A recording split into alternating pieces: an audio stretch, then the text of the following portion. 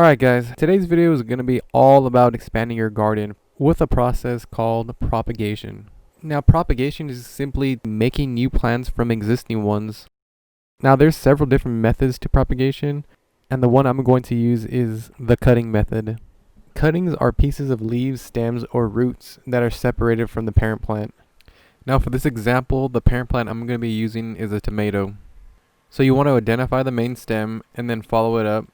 And as you can see here, it branches off into two main stems. And now we're going to be looking for what's called a sucker. Suckers are new growth that comes from the main stem. They get their name because they suck energy away from the main plant in order for itself to grow.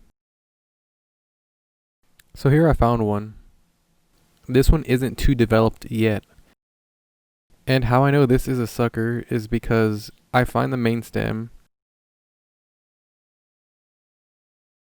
Then attached to that is a leaf branch. And in between the intersection of the two will grow a sucker.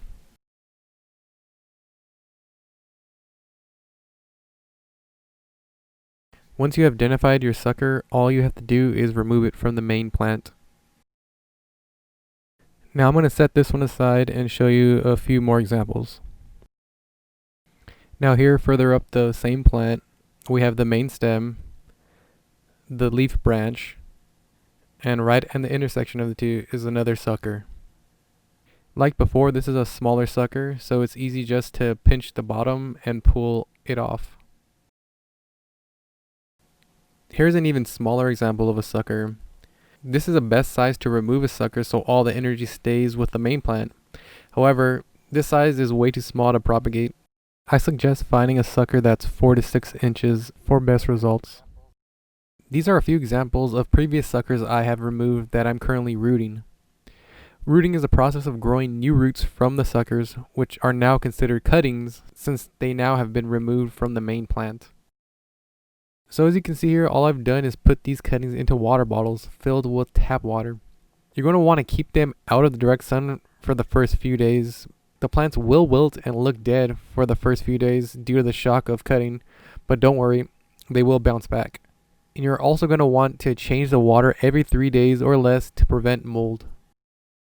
This one here is about a week old, and as you can see, roots are starting to develop from the stem. If you look closely, all the hairs on the stem have the potential to grow into roots if they are kept submerged. One thing that I found to be really helpful before you start rooting is to choose a sucker that has a leaf stem. You want to look for a V or Y-shaped stem. That way, the sucker can hold itself up and not completely fall into the water. Here's a cutting that is ready to be planted. It can take anywhere from 3 to 6 weeks for a cutting to be ready, and the indication that it is ready to plant is the roots are 1 to 2 inches long. This one is about a month old. I'm cutting the leaf stem that is closest to the first root growth in order to plant all roots under the soil. You also want to do this to prevent soil from splashing onto those leaves during watering, which will prevent potential disease down the road.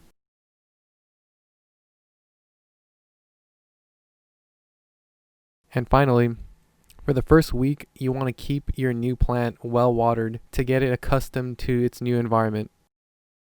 After that, you can start to gradually water it less. Tomatoes are the easiest plant to propagate. Other plants need different conditions and stimuli to get them to root and eventually grow. Let me know if you would like to see other plants and how to propagate them. I hope this video has been informative, and I'd like to thank you for viewing.